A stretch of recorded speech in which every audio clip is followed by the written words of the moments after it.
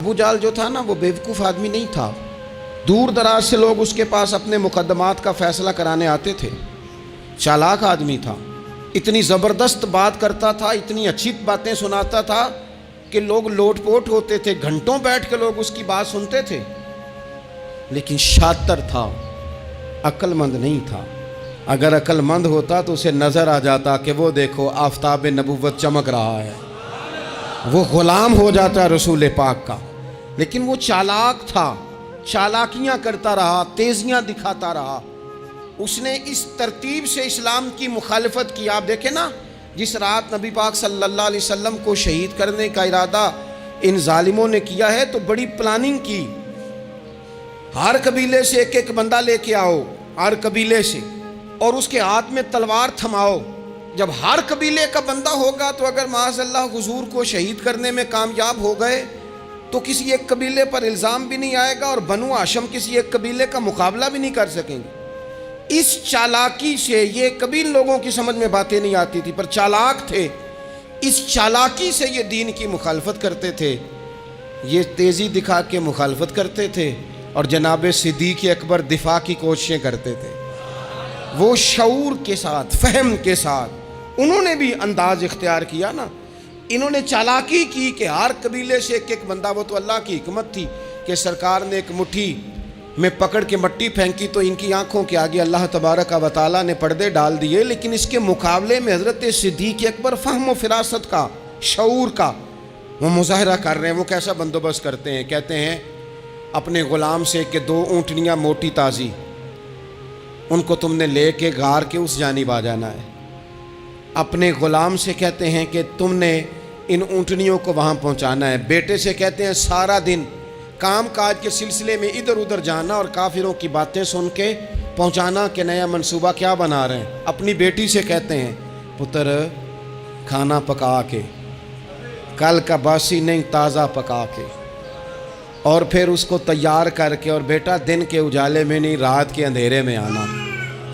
اب یہاں اقبال بولے, اقبال کہنے لگے جب عشق سکھاتا ہے آداب خود آگاہی, عشق بھی ایک عقل دیتا ہے. جب عشق سکھاتا ہے آداب خود آگاہی تو کھلتے ہیں غلاموں پر اسرار شہنشاہی. پھر وہ غلاموں کو بادشاہ بنا دیتا ہے. تو کہا رات کو وہاں کھانا پہنچانا, یہ ان کا شعوری فیصلہ ہے. اور رستے میں حضرت صدیق اکبر بھی شعور کا مظاہرہ کرتے ہوئے حضور کو لے کے جا رہے ہیں.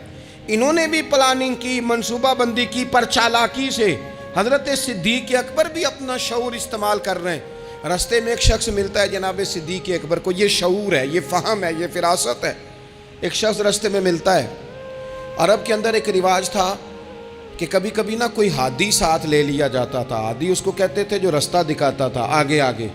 وہ کوئی تھوڑا بہت نذرانہ لیتے تھے, رقم لیتے تھے, رستہ دکھاتے تھے. چونکہ رستہ بتانا بڑی دور دور تک آبادی نہیں ہوتی تھی تو پوچھیں گے کس سے اگر بھول گئے تو ایک شخص ساتھ رکھ لیا جاتا تھا. رستے میں ایک شخص ملا جو مدینہ شریف سے جا رہا تھا مکہ مکرمہ. حضرت صدیق اکبر کو وہ جانتا تھا, نبی پاک علیہ السلام کا بظاہر آشنا نہیں تھا. حضرت ابوبکر صدیق سے پوچھتا ہے یہ کون ہے. اب حضرت صدیق اکبر کا شعور دیکھو, وہاں شعور اسلام کی مخالفت میں چالاکی استعمال ہو رہی, یہاں شعور دفاعی اسلام میں استعمال ہو رہا ہے. یہ فہم ہے, یہ عقل ہے. حضرت صدیق اکبر رضی اللہ تعالیٰ عنہ فوراً سوچنے لگے, فرمانے لگے اگر حضور کا نام بتا دیا یہ تو جاتے ہی فوراً ان کو بتائے گا کہ میں نے نبی پاک کو جاتے دیکھا ہے. وہ کہنے لگے کون ہے, آپ سوچ میں پڑ گئے یہ کون ہے. تو حضرت صدیق اکبر نظریں جھکا کے, ہاتھ باندھ کے حضور کی طرف چہرہ موڑ کے کہنے لگے یہ میرے ہادی ہیں, یہ مجھے رستہ دکھاتے ہیں. اب وہ کچے مزاج کا تھا نا, وہ سمجھا مکے سے مدینے کا رستہ دکھاتے ہیں. حضرت صدیق اکبر بتا رہے تھے یہ مجھے جنت کا رستہ دکھاتے ہیں, رب کی معرفت کا رستہ دکھاتے ہیں. یہ بھی شعور ہے جب عشق سکھاتا ہے آداب خود آگاہی, پھر کھلتے ہیں غلاموں پر اسرار شہنشاہی. عطار ہو, رومی ہو, رازی ہو, غزالی ہو, کچھ ہاتھ نہیں آتا بے آہ و سحرگاہی. عزیز بھائی, آپ اپنا شعور اگر صحیح جگہ استعمال کریں تو فہم بن جائے گا, فراست بن جائے گا, فائدہ مند ہو جائے گا.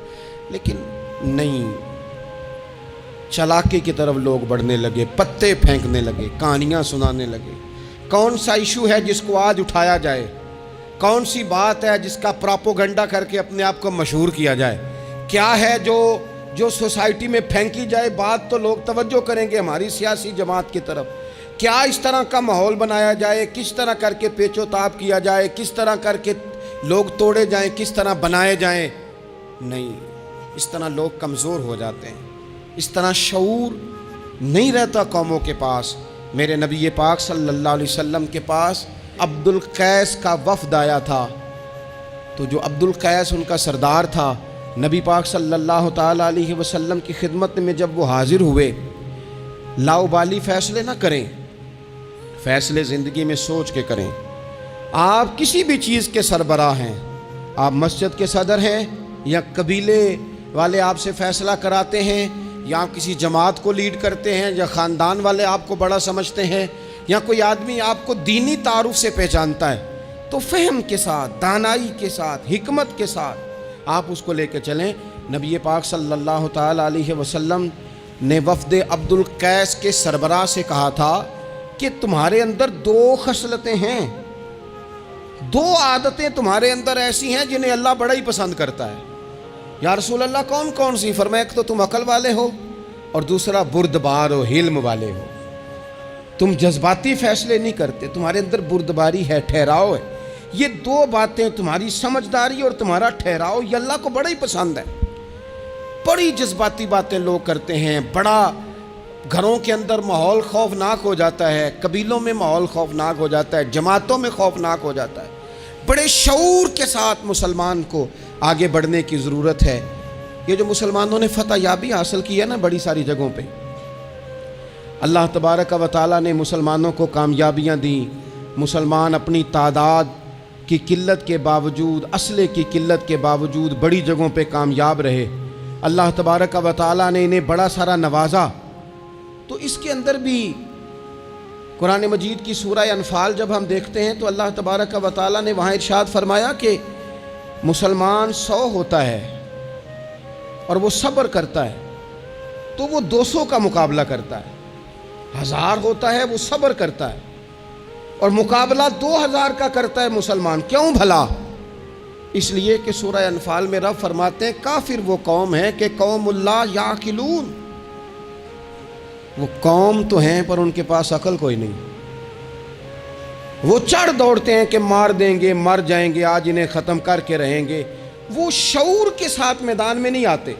لیکن نبی پاک صلی اللہ علیہ وسلم جب اپنے لوگوں کو لے کے جاتے تھے، حضور انہیں سمجھاتے تھے، صف بندی کرتے تھے، نبی پاک علیہ الصلوۃ والسلام ایک طریقہ بتاتے تھے کہ جھنڈا تمہارے ہاتھ میں رہے گا، اگر یہ آدمی شہید ہو جائے تو جھنڈا بھائی مدد اللہ کی ہے، لیکن حکمت کے تقاضے سارے پورے کیے جائیں، وہ سارے کام کیے جائیں جو وقت کے تقاضوں کی ضرورت کے مطابق ہوں۔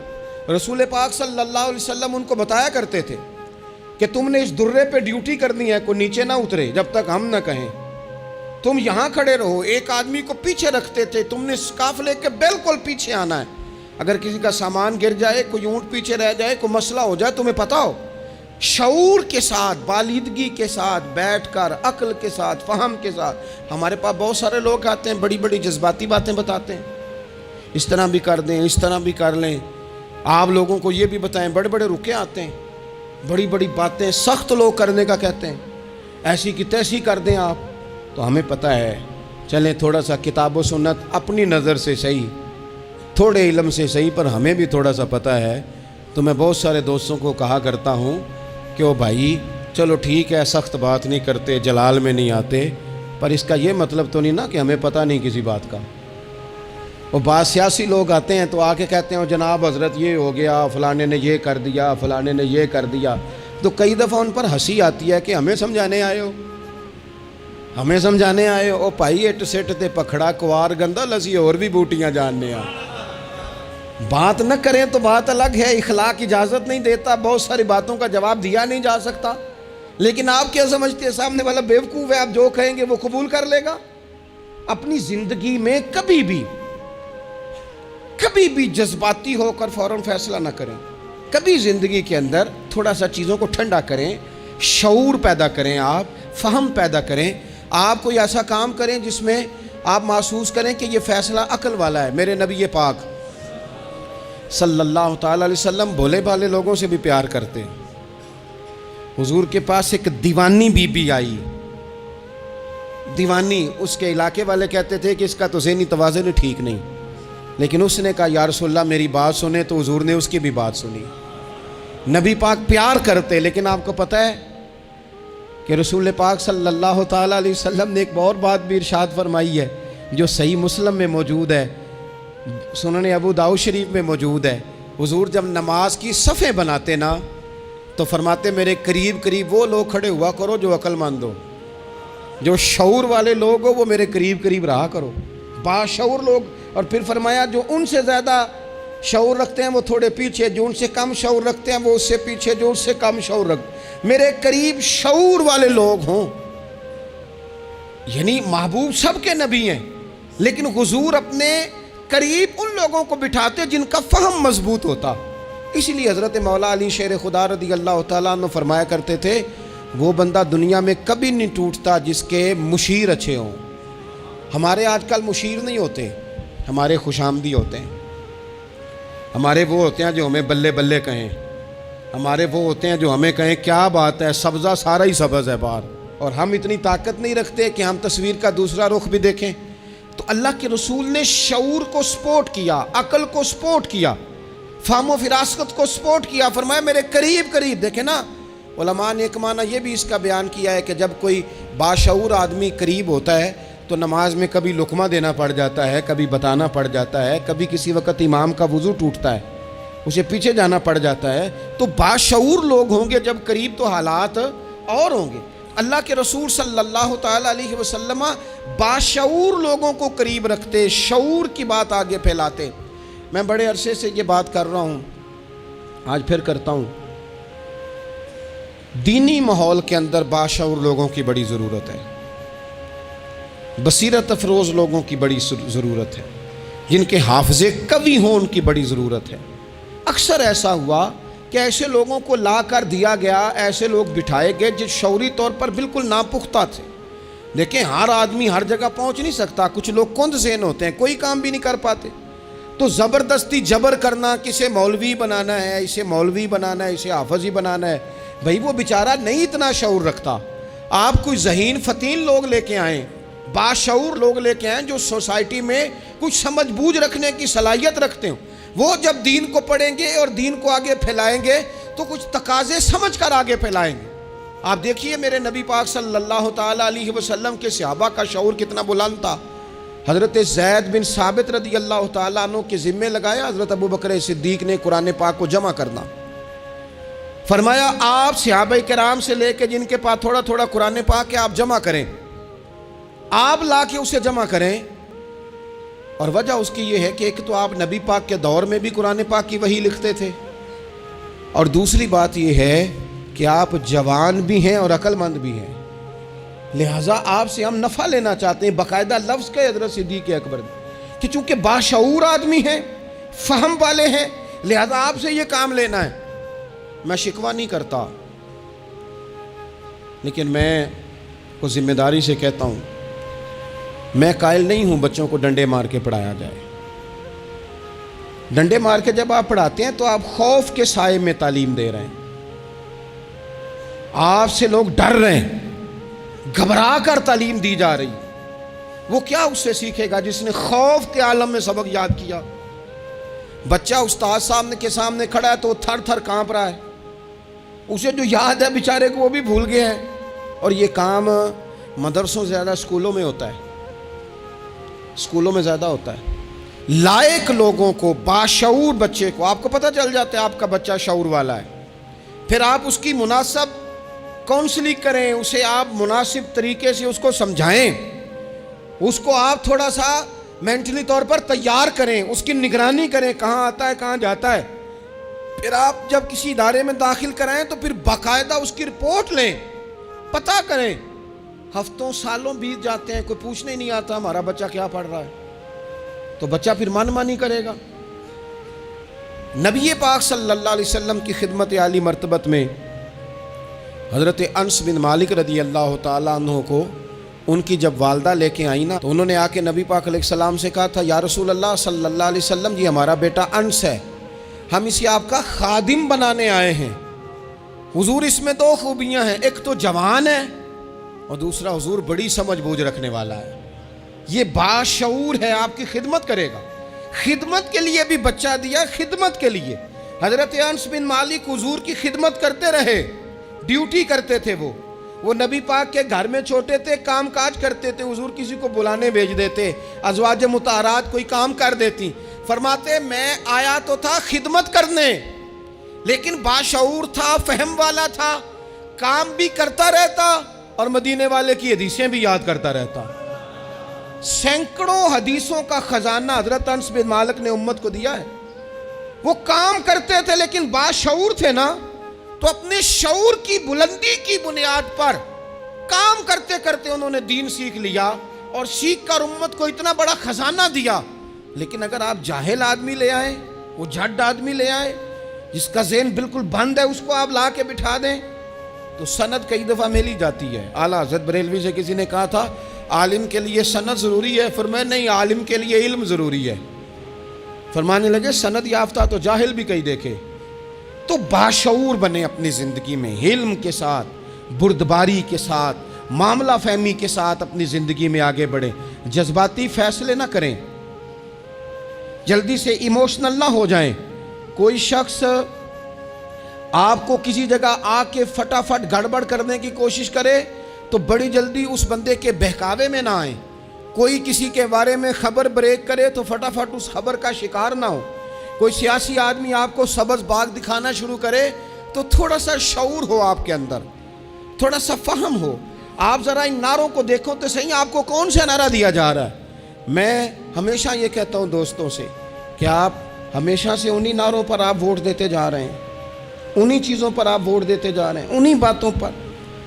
زمانہ کہاں چلا گیا، دور college, university, science, technology, computer, دنیا کہاں نکل گئی، اور آج بھی آپ کو کہا جاتا ہے کہ مجھے ووٹ دو، میں سڑک پکی کرا دوں گا۔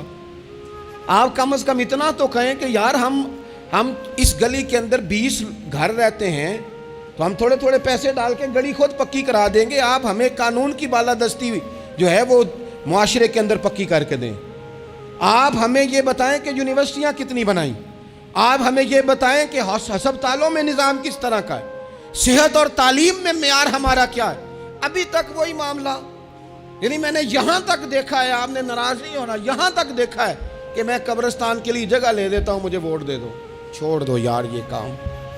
اگر ہمیں جینے کے لیے جگہ ملے گی تو مر جانے کے بعد کے لیے بھی ملے گی۔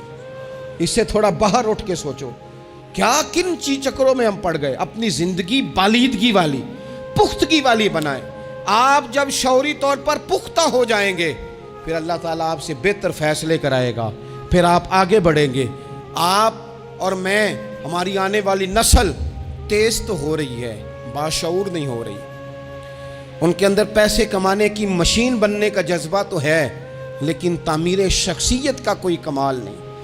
لوگ غرض مند تو بہت زیادہ ہیں، درد مند نہیں۔ لوگوں کی طبیعتوں کے اندر اپنا گھر پکا کرنے کا تو شعور ہے لیکن ذہن پکا کرنے کا شعور نہیں۔ اس کا نقصان یہ ہو رہا ہے کہ بڑی بڑی کوٹھیوں سے نفسیاتی مریض نکل رہے ہیں۔ بڑے بڑے مالدار لوگ ایسے ہیں کہ جن کے پاس چونکہ سارا دن جھوٹ بول کے گزارا ہے، سارا دن شو کرنے کا شوق ہے، سارا کچھ دکھانے کا شوق ہے، ان کے پاس سارا کچھ تو موجود ہے لیکن قرار کی نیند نہیں، مسلح کا ذوق نہیں۔ میں اکثر کہتا ہوں کم سونا ہی بیماری نہیں، زیادہ سونا بھی بیماری ہے۔ کم کھانا ہی تکلیف کا باعث نہیں، زیادہ کھانا بھی بڑی آزمائش کا باعث۔ اور میرے بھائی، اقبال جیسے لوگ رو پڑے، کہنے لگے بیوقوف ہونا ہی مسئلہ نہیں، زیادہ چالاک ہونا بھی بڑا ہی مسئلہ ہے۔ رو کے کہنے لگے عقل کی گتھیاں سلجھا چکا ہوں، خرد کی گتھیاں سلجھا چکا ہوں، یا رب مجھے صاحب جنوں کر دے، یا اللہ مجھے کوئی ذوق بھی دے دے، کوئی میرے اندر درد بھی پیدا کر دے، کوئی مجھے محبت بھی دے دے۔ عقل ہی عقل رہ گئی۔ میرے بھائی، باشعور، حلیمی، بردباری، ٹھہراؤ، مزاجوں کے اندر قرار۔ جلدی ہے ہمارے بچوں کو، جلدی ہے انہیں آگے بڑھنے کی۔ یہ چور دروازے ڈھونڈتے ہیں، یہ ابھی پوری طرح بولنا نہیں آتا تو یہ اپنے پیج بنانا چاہتے ہیں، یہ اپنے چینل قائم کرنا چاہتے ہیں۔ ہر بندہ ہے جو کہتا ہے میری سن کے جیو، میری مرضی کے مطابق اپنے معاملات کو ترتیب دو، میں جس طرح کہتا ہوں وہ بات زیادہ اہم ہے۔ تھوڑا سا غور کریں، تھوڑا سا زندگی کے اندر اپنی فہم سے کام لیں، تھوڑی فراست آگے کی طرف لے کے جائیں۔ میرے رسول پاک علیہ السلام نے فرمایا جس سے اللہ بھلائی کا ارادہ کرتا ہے اسے دین کی سمجھ عطا فرما دیتا ہے، اسے سمجھ عطا کرتا ہے اللہ تعالیٰ دین کی۔ حضرت سیدنا احمد بن ابی عاصم انطاکی رحمۃ اللہ علیہ فرماتے ہیں کہ اگر تو دیکھنا چاہے نا کہ تو عقل مند ہے کہ نہیں، تو فرماتے ہیں پھر بھی میں تمہیں ایک نسخہ دیتا ہوں۔ وہ کیا؟ فرمانے لگے اگر تو ذی شعور ہے نا پھر تو رب کی نعمتوں کو پہچان لے گا، اور پھر تیرا زیادہ وقت شکر پہ گزرے گا، شکوے پہ نہیں گزرے گا۔ یہ زیادہ لوگ بے چین کیوں ہیں؟ میں رات دوستوں کو کہہ رہا تھا زیادہ لوگ اس لیے بے چین ہیں کہ زندگی شکووں سے بھری ہوئی ہے، خواہشات سے بھری ہوئی ہے، کچھ نہ کچھ روز نیا چاہیے، اس نے بے چین کر دیا ہے۔ اور اگر زندگی شکر والی ہو نا، شکر والا بندہ اپنے آپ کو خوش نصیب سمجھنے لگ جاتا ہے۔ وہ کہتا ہے یہ نعمت بھی ہے اللہ کا شکر ہے، یہ نعمت بھی ہے اللہ کا شکر ہے، یہ نعمت بھی ہے اللہ کا شکر ہے۔ تو شکر والا بندہ اپنے آپ کو خوش نصیب سمجھنے لگتا ہے، اس کے دل میں راحت پیدا ہونے لگ جاتی ہے، اسے تسلی ہونے لگ جاتی ہے، وہ قرار میں آنے لگ جاتا ہے۔ اور جو خواہشات، بکھری ہوئی خواہشات، بکھرے ہوئے جذبات، یہ بھی چاہیے، وہ رہ گیا، یہ نہیں ملا، وہ نہیں ملا، ہمیں ہر چیز من پسند چاہیے، بندہ